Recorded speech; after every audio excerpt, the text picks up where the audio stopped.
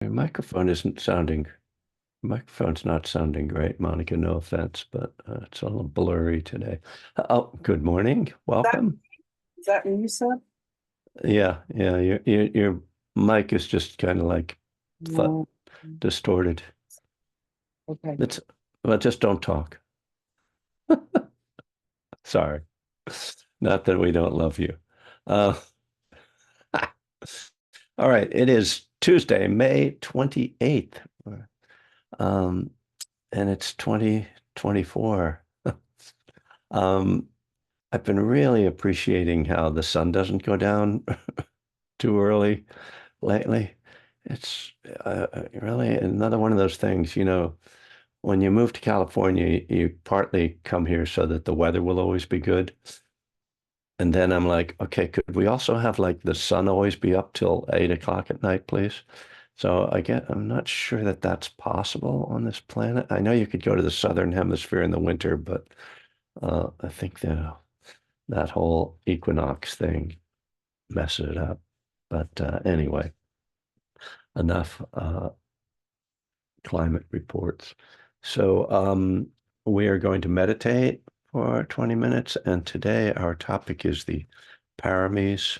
We are not going to get through them all, but that'll be a good. So uh, one of these days we're going to turn this into a podcast, and we'll have to have a name for every class. So this one is going to be called the paramis. All right, for future reference, if anybody in the future is listening to this. Uh, all right, settling back into a comfortable posture. You can close your eyes or just lower your gaze, turning the attention inward. At first, just feeling how you're holding your body,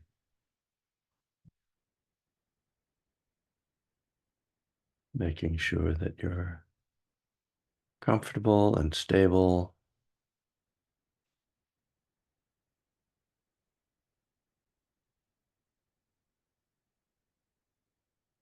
having a sense of arriving,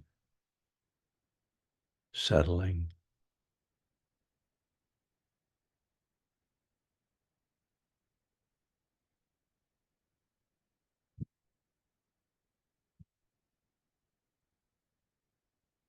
Each time we return the attention to the body, we're discovering the experience of this present moment, discovering our body in this moment.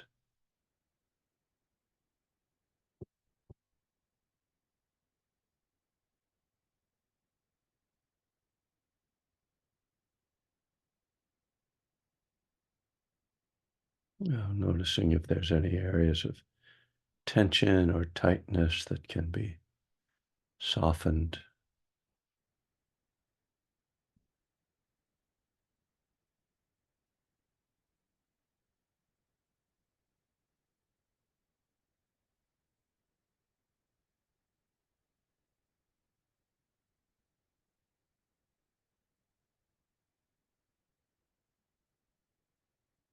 And then feeling the breath, the movement of breath, breathing in, breathing out.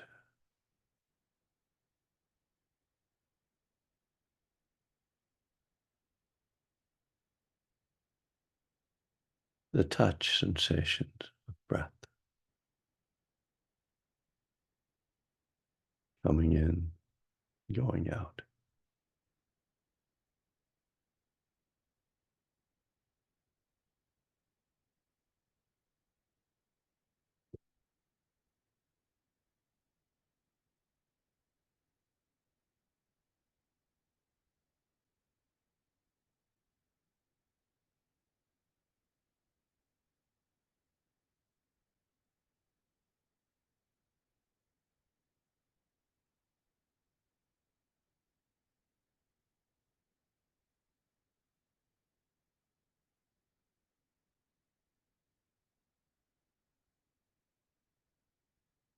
Just feeling how the momentum of the mind, the momentum of the body can have you feeling as if you are moving forward or as if there's a stream of thoughts or energies.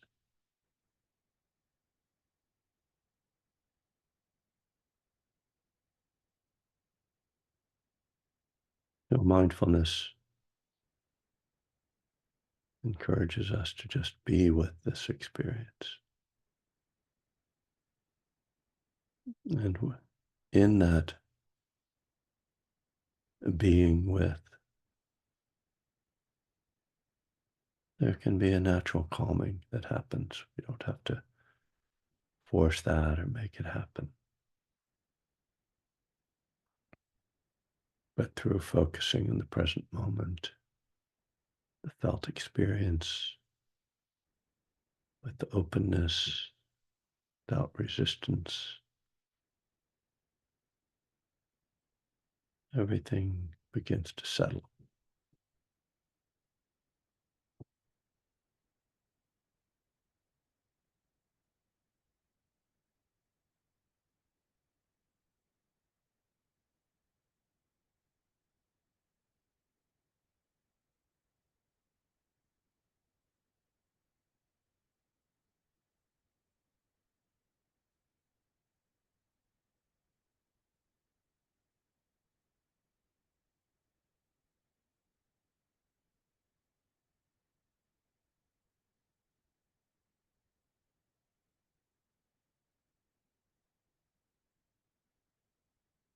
The mind may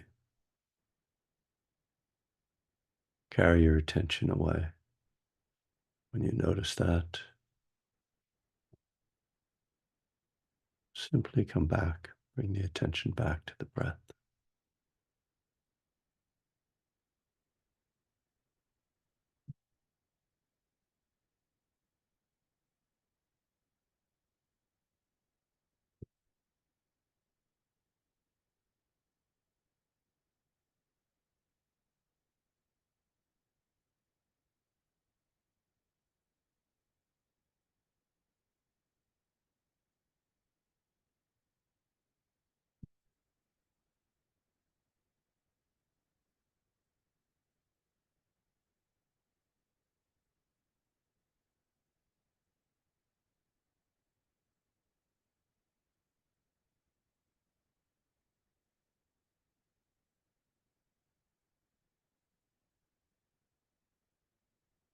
Perhaps more than anything, it's grasping after thoughts that keeps us out of the present. And we can feel this almost as a physical grip, tightness.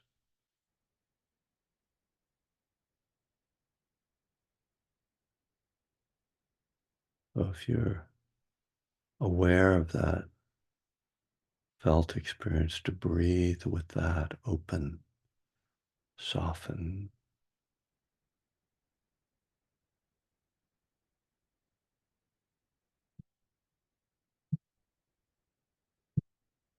It's through letting go, not through suppressing, that thoughts diminish.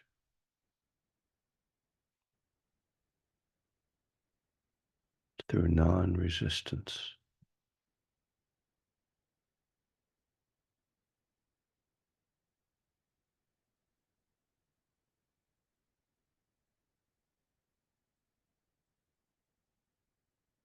Other times we may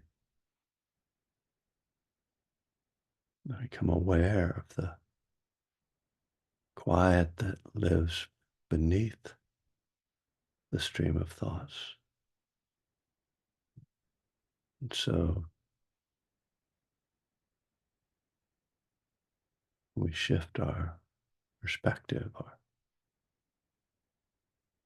point of view instead of being fascinated by the thoughts,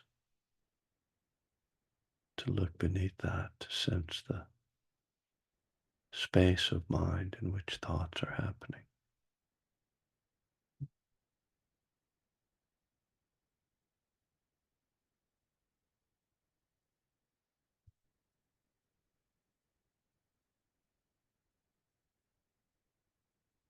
Stillness of mind is not something that we create or build, but rather something we attune to.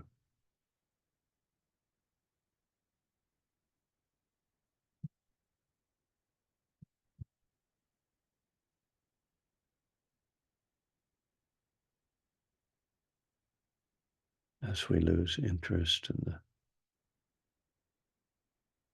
proliferation of thoughts,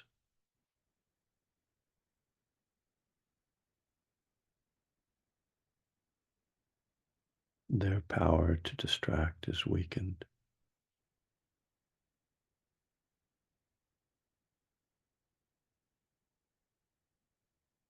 And then naturally what emerges is this openness, stillness that lives within us.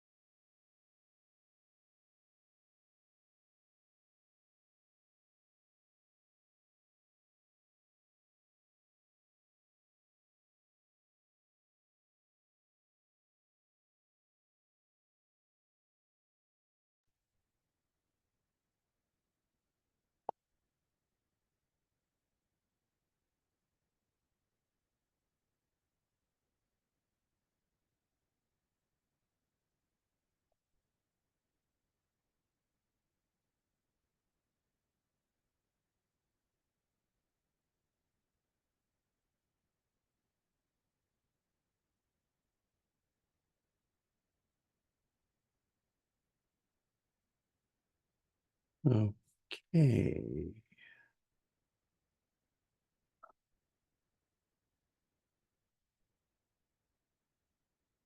Because my interface has changed, it's quite a bit more elaborate for me to fix it so the bell rings properly. I'm not sure why that's happened, but well, there's somebody who wanted to skip the meditation and just show up for the talk. Welcome. All right, folks. Um, nice to see everyone. And yeah, I had a really busy April, a lot of teaching, and then May, I taught one retreat, and then just pretty much this class. And so I'm feeling it's interesting. I complain about working too much, but then I'm not working, kind of like I need it. So I appreciate you guys showing up and enjoy being able to do this each week. And so as I mentioned, we're going to talk about the paramis. So again, going back to this wonderful book called More Than Mindfulness from the Abhayagiri Monastery, which is a free book, which makes it kind of tricky because you can't buy it, uh, as which makes sense since it's free, but you can't order it from Amazon. Excuse me. Might need a cough drop. In any case, you can get it from the Abhayagiri website. You can download it as an ebook or a PDF of various formats. And it's a collection, I know most of you know this by now, but a collection of talks from the different monks uh, affiliated with the Abhayagiri and Amaravati monasteries in the Thai forest tradition of Ajahn Chah. So this particular talk is called The Paramis as Practices of Liberation, and it's by Ajahn Jayasaro, who was actually, he lives mostly in Thailand, and he wrote a voluminous book on Ajahn Chah's life, on a kind of biography of Ajahn Chah, and which really also includes sort of a whole description of the world of Ajahn Chah's monasteries. Um, so you see how the people live there and all the details of that world in northeast Thailand. Um, and so in any case, this talk is on the paramis. The paramis, it's usually translated as perfections, and it's 10 qualities that the Buddha is said to have perfected over many lifetimes. Um, and I actually didn't finish doing notes on the talk because it's quite there's so many because there's 10 and it's a lot and uh, but and I'm not this is one of the lists that I have not firmly embedded in my mind, but I will go over the ones here that I have here, and then hopefully I'll remember the others. Uh, Dana, which is generosity, Sila, morality, renunciation or letting go, wisdom, patience, energy. So that's one. That's how many I have? Two, three, four, five, six. And so there's also loving kindness, concentration, equanimity. That gets me up to nine, and determination. I think I got it. Um, so uh, from Ajahn Jayasaro's talk, which if you have the paperback, this talk starts on page 61 uh, of More Than Mindfulness. And one of the things he says, which is interesting, is that the paramis aren't actually found in the suttas, which I didn't realize. there are some good books on the paramis. Actually, Sylvia Boorstein has a nice book. What's it called? Uh, um, so it's got one of her clever titles. I'm going to go look at it up. Sorry, excuse me.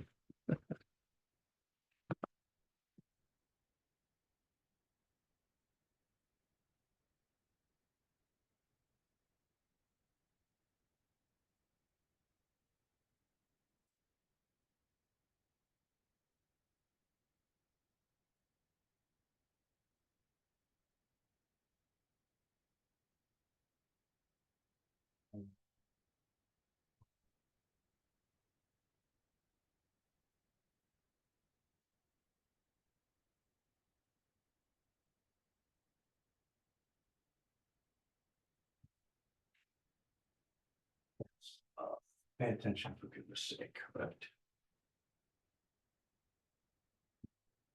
I apologize. Nothing like dead air. Uh, it's called Pay Attention for Goodness Sake.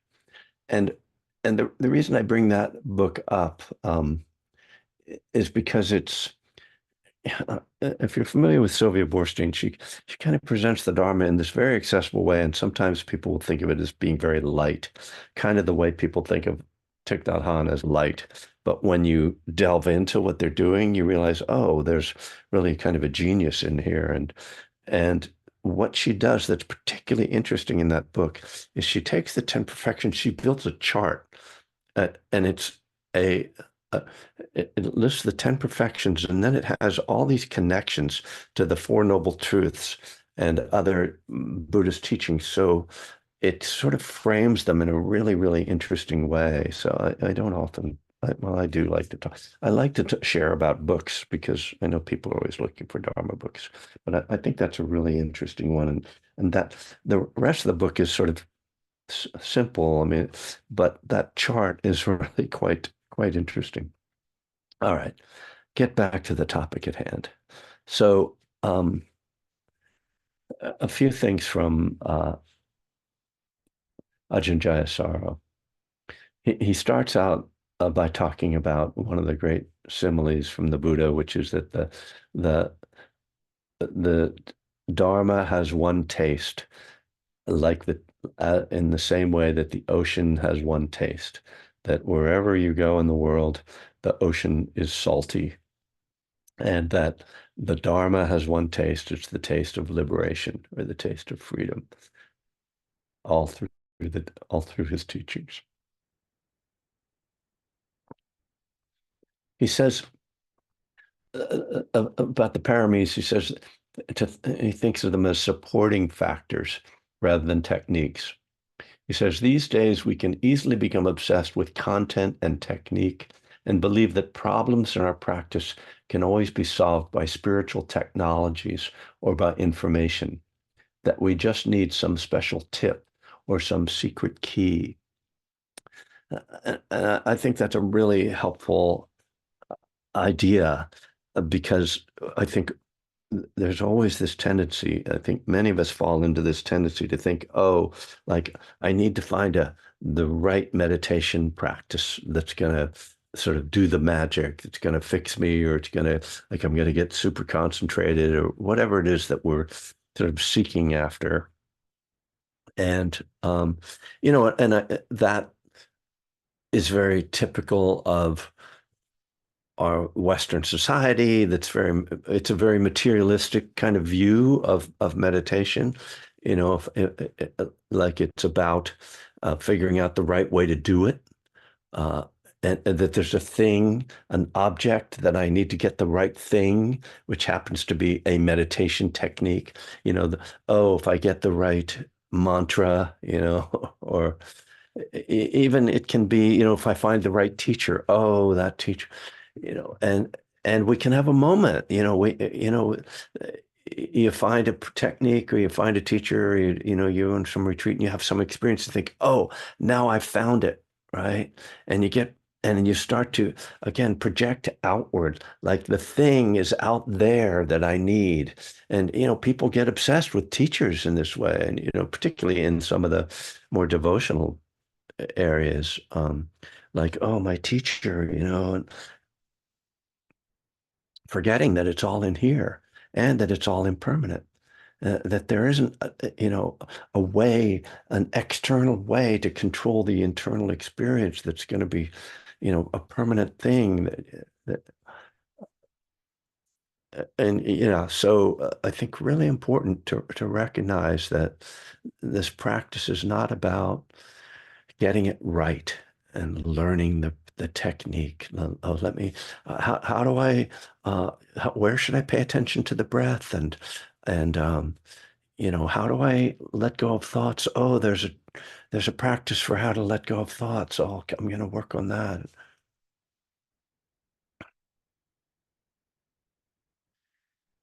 For me, it's very much, and again, one of my persistent themes, but you guys keep showing up. I'm going to keep saying the same stuff.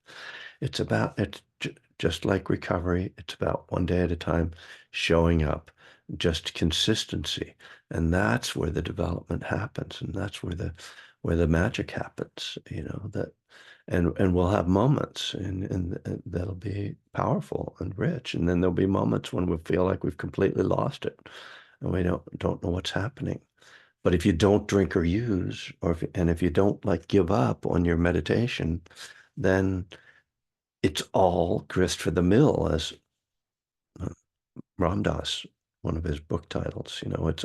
It all becomes part of the development, which again I think is so important and so hard for us, right? We all struggle with this, but that that the hard times are just as valuable as the good times, and that we learn and grow through the difficulties as much as we do, maybe more, right? We're forced to grow in the difficult times. We're forced to confront when you're trying to meditate and everything's just chaotic.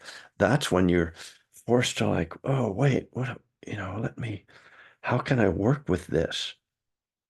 Whereas if you're sitting there and your mind is just like, oh, everything's really peaceful, this is great. I've got it now. you know, you're not really challenging yourself. And I mean that's not that you have to challenge yourself all the time, but I'm just saying like you, not to think that the difficult times are a waste or getting in the way of something, that they are in fact what allows you to progress and deepen in your practice. Okay, I haven't even gotten into the paramis yet. Um, so Jayasaro calls the paramis a hidden and unknowable factor involved in our progress on the path. And he calls developing them spiritual maturity. I think this is a useful idea. Spiritual maturity is an idea that's really important to me. Um, and it's part of what I'm talking, it is what I'm talking about. The idea that I'm going to get fixed by some external practice is not a spiritually mature viewpoint, right? It's a typical kind of beginner, not begin, whatever, less cultivated viewpoint. Uh, we haven't learned the bigger picture yet, and just as with recovery, again, early recovery, we can get into these magical, like, oh, now I can always find a parking place, sort of, sobriety, that like it's all just like happening and and then you hit a roadblock, using some automobile metaphors here, where things get really tough and oh man, like I've really lost it. Like what do what step do I need to work right now? Or what did I do? And it's like, no, that's just life. Like that's what happens. And, you lose a job, you break up with somebody dies, there's struggles. And and going through all that, all the ups and downs, right? And learning to navigate that. That's maturity. And that's just emotional maturity as well as spiritual maturity. All right, let's get into the first of the paramis, dana. So dana, typically is translated as generosity, and practically the only time that you hear about dana is like when people are asking you to give them money at the end of a retreat. Typically, there's a lot of talk about dana, and sometimes on here we ask for dana, and but dana is more than that, and it's as a practice. Well, let me quote Jayasaro. He says, it's about being liberated from stinginess and meanness and attachment to our possessions and wealth. But he says it's when we give the mind, the mind experiences its initial form of freedom. It's a great joy. So again, I would take it out of this idea of even a stinginess or money, and think of it as generosity of heart. Um, because I think, the first place, and maybe the more significant place that we work with this is in our relationships, and when people want something from us. And and here we can look at, or when people need something from us, we can look at our own relationship to that, which is, might be one of stinginess, of like, don't, uh, I don't have time for you, this is too much. But it can very often go to the other extreme, right? To giving away too much, giving away my time and my energy to others and not conserving it and using it for my own needs. So this is obviously a codependence and Al-Anon kind of uh, behavior. And so looking at our relationship to this, how do I be a generous, compassionate, caring person who is also generous, caring, and compassionate to myself in a wholesome way that works for me? And as with most elements of the Dharma, there isn't a hard and fast rule. And I think we many of us would love to have the hard and fast rules, like people at the end of a retreat. Well, how much should I give? Or what's the typical amount or whatever. And it's like there's no answer to that. It's very personal. But but I think of, I mean, I connect with the idea of dana around uh, being generous with people, and even like attention seeking. Like I'm not a naturally generous person, and I'm not a naturally caretaking person. So, being the Dharma teacher and being the person who gets to talk, that's really comfortable for me, because it's like I'm getting the attention and I'm talking and my ideas.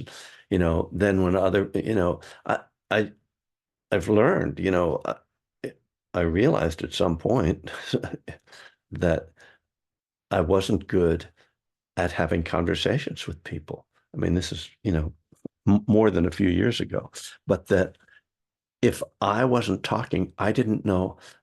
I had to learn to ask people questions.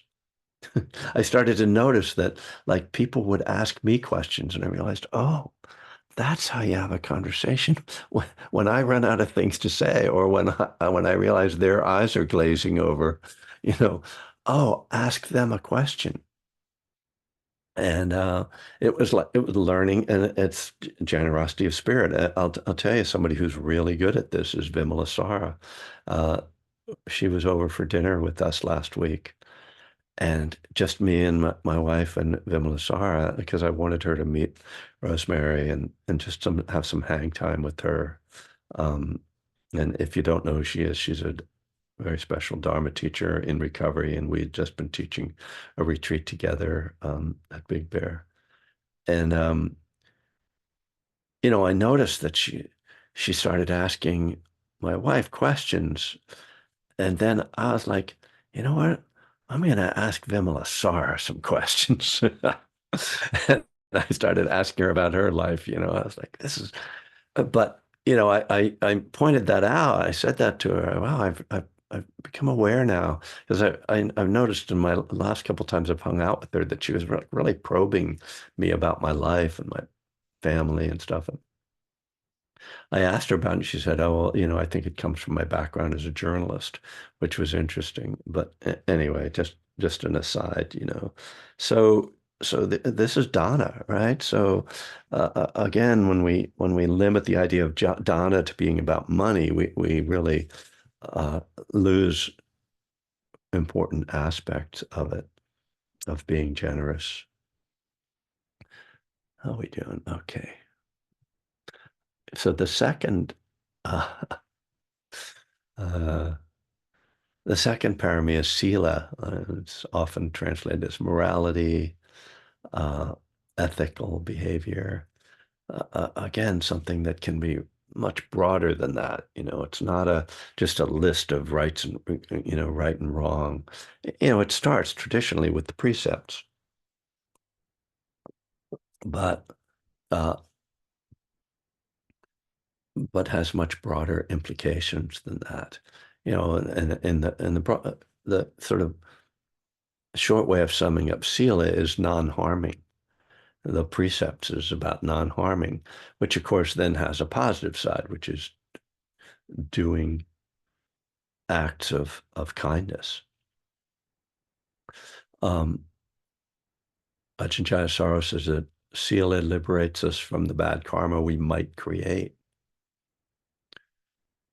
So I was coming down the 101 north of, through Marin on Sunday, and they had one of these flashing road signs.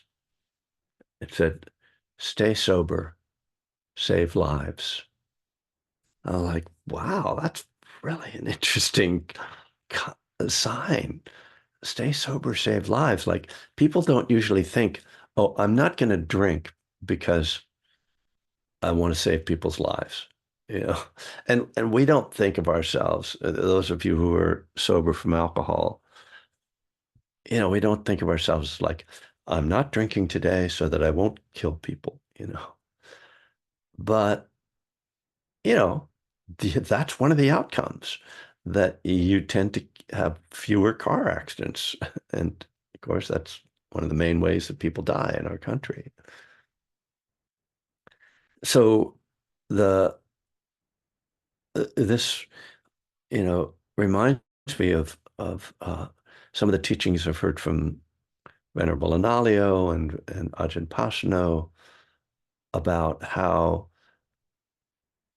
living by the precepts, which the five precepts are to not kill, not to steal, not to harm sexually, not to lie, not to use intoxicants, and those can be expanded on and elaborated, but that's the basic ones, that when we follow those, it's an act of compassion to not do these forms of harm. And again, it sort of you think of it as like, well, I'm not really doing anything, but to realize that not doing can be an act of compassion. That's very meaningful. I find it like it's like getting a bonus, right? Like I didn't do anything. What am I being praised for? Oh, you're being praised for not doing anything. Like that's good, that you didn't do any of those things. And and as I like to point out,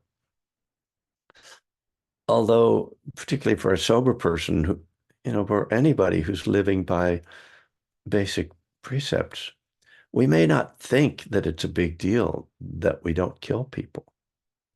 But if we look at the larger world, there's a lot of killing. There's a lot of killing. There's a lot of stealing. There's a lot of sexual harm. There's a lot of lying. Those are the four moral precepts. The sobriety or not using intoxicants isn't considered a moral precept. But those four, you know, it's heartbreaking, you know, when we live, I mean, I look at you guys, I don't know exactly what your lives are like, obviously, but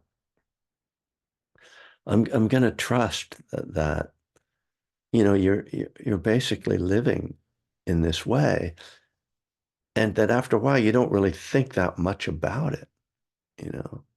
You don't think like, oh, I should get a gold star or I'm doing something special.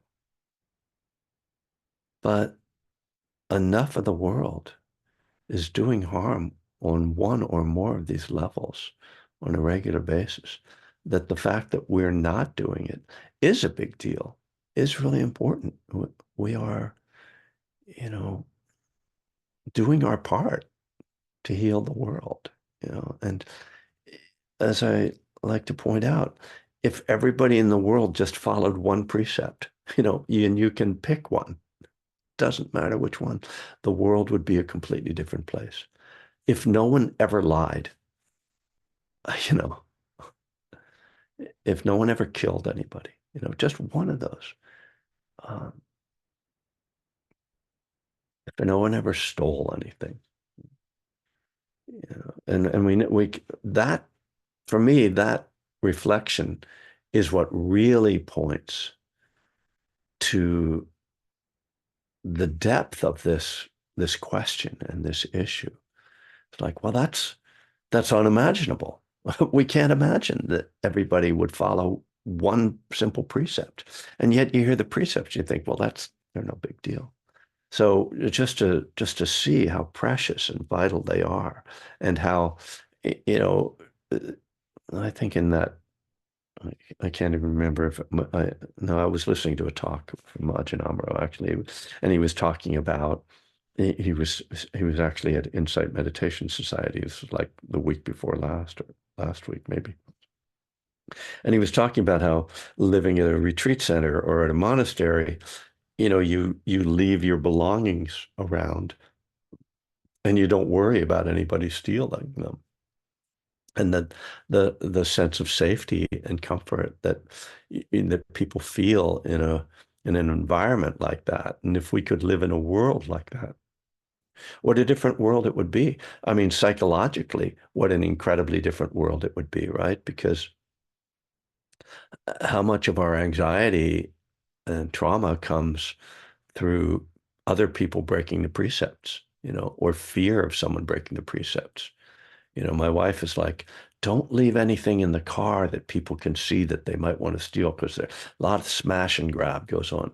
I mean, what a thing to have to think about. Like, I'm just parking my car in front of the house. Like, and I have to I'm going to take this book out of the back seat so nobody will break into my car. Yeah. Sila. Phew. Well, I got like 5 more minutes. I've gotten through two of the 10. So, yeah, so let me open it up because I've talked a lot, and I will be an act of generosity by opening it up and not being taking all the time to speak, because it's we can take a few weeks to go through these paramis. So anybody want to speak to Donna or to Sila, or really anything else?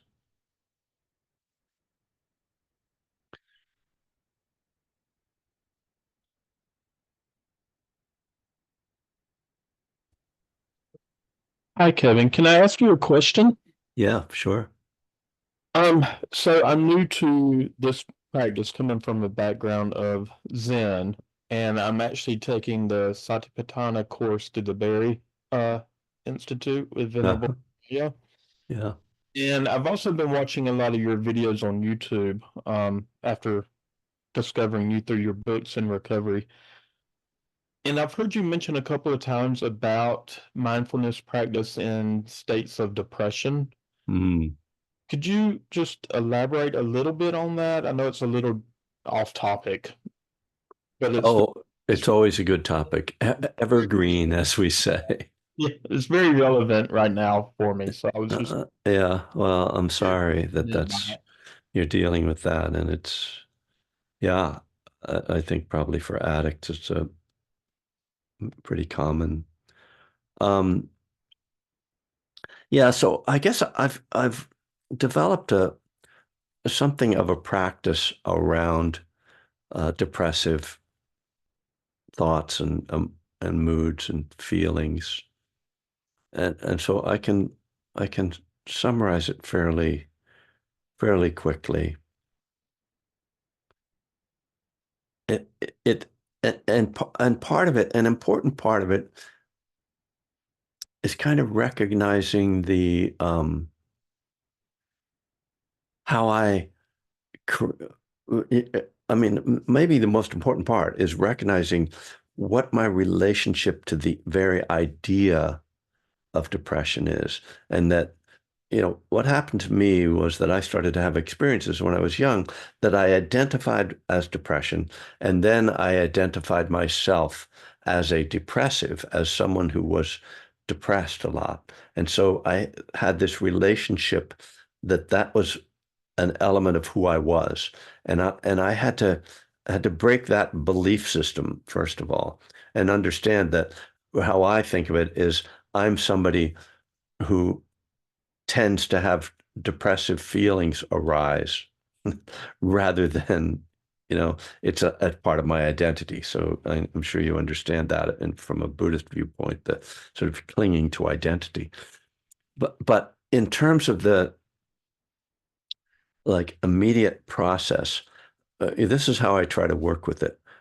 When I realize that there's a feeling showing up that I identify as depressive, or if I realize that a thought has just arisen that I identify as depressive, or if I actually think to myself, I'm depressed. So if any of those things, the feeling, the painful thought, or the naming thought shows up, I essentially stop and try to, first of all, just be there in the experience itself, which is very much the physical, be with the body, breathe and feel. Because for me, the first signs are this kind of darkness, heaviness in my heart, in my belly, in my solar plexus. And I breathe with that. And I, what happens in that moment is that I, I don't want to feel that. I'm afraid of it. So there's this immediate resistance to actually feeling the feeling. And so the first thing I have to do, really, oftentimes before I can even get to the feeling, I have to see if I can let go of the fear. And so, in order to let go of the fear, I have to do something cognitively, which is to remind myself that this is not permanent, that I don't have to be afraid of it. It's just unpleasant. And so feeling it in my that helps me to be like, okay, this is just happened. Like if I don't get trapped by this, if I don't let this turn into a story and build on it and indulge in it, it will probably pass. So so there's this cognitive thing going on, this reflection of the impermanent nature, and then there's this felt experience, this somatic experience of feeling it. And so now I'm with the experience, and what's clear, and I'm moving my arms because it's like it's moving, it's energy, right? It's not solid. It feels kind of heavy and solid, but it's not really solid. So I'm breathing with it. I'm here now. And so that this initial thing of non-resistance and to see where does my mind want to go, right? And to not follow it there. That really important. Like, I don't, uh, depressive feelings can trigger a whole story about what this means, who I am. It can trigger just a negativity about, oh yeah, because of course, oftentimes the depressive feeling is associated with some reality, like, oh, I just got an email, it's like bad news or something, I got somebody doesn't like me, or whatever the negative thing is. And I can take that kernel of a story and be building on that, right? So all of that needs to be interrupted, the whole thought building process, and stay with the felt experience, which is just a feeling that's unpleasant in my body that I have a story about. So I'm staying with the feeling. So that's the initial key thing, is to not like get swept away with it. And then there's the antidotal qualities. Like, what can I do, not like to get rid of this, but what are like wholesome things to do that, because depressive feeling is also a passive feeling. And what I want to do is curl up and and just shut my eyes and not do anything. And of course, that just makes it worse. So, oh, skillful response is get out of the house, take a walk, call a friend, go to a meeting, get into some work, do something constructive, right? It's not trying to get rid of the depressive feeling. It's just saying I don't have to spend all my time hanging out with this, because so dealing with it doesn't end with, oh, here it is, I feel this, I'm being mindful of this and this is unpleasant, so I just have to stay with this unpleasant feeling and feel it and breathe with it. No, like I don't have to stay in it, and this is very much supported by the particular sutta, where the Buddha's like, at a certain point, you can just look away, like, or replace it with something else, do something else. So at that then I'm off and I'm sort of doing other things. And typically what happens to me is that later that day or the next day, I'll notice like, oh, well, that mood's gone, you know, or maybe it comes back. I'm like, oh, and and sometimes then the final component, I would say, I don't know if it's the final component, it's the final one that comes to mind right now, is, there's some stuff going on right now that's bringing this up, you know, this troubling relationship or this difficult event that happened, or this news that I got, and now like I'm really bothered right now about my knee, my knee hurts. And so my mood comes back to my knee from time to time. And so it's like, okay, there's this thing, and this is just life. Like there's difficult things in my life, but I don't have to, but I'm not like 24/7 on this just like blah state. It's like, yeah, there's moods come and go, and maybe, as I say, there's an issue going on and I need to deal with that. Like, oh, I'm really not, I really do need to make amends to that person, or I really do need to, work on this thing that's troubling me that I've been avoiding, that's kind of then triggering these underlying feelings. So I don't know if I wish I could break that down a little bit more, like into steps that I could, and I have written about it up, um, but so that people could sort of more easily see these elements. But I hope that is helpful. That was very helpful. Thank you very much. I Yeah. appreciate And so this is recorded. So if anybody wants to go back and, go over that, maybe write it down, might be helpful if it's something that's an issue for you. Um, Unfortunately, the recording, I don't know when it'll be available. We'll get on that soon. Well, that was one question. So thank you, Jamie. I'm taking it that's what it says your name is. Uh, and it's past the hour, and I have duties to perform other than Dharma teaching duties. So lovely to see everybody. Thanks all for showing up, and we'll pick up on the on renunciation next week. Take care. Thanks, Kevin. All right. Bye.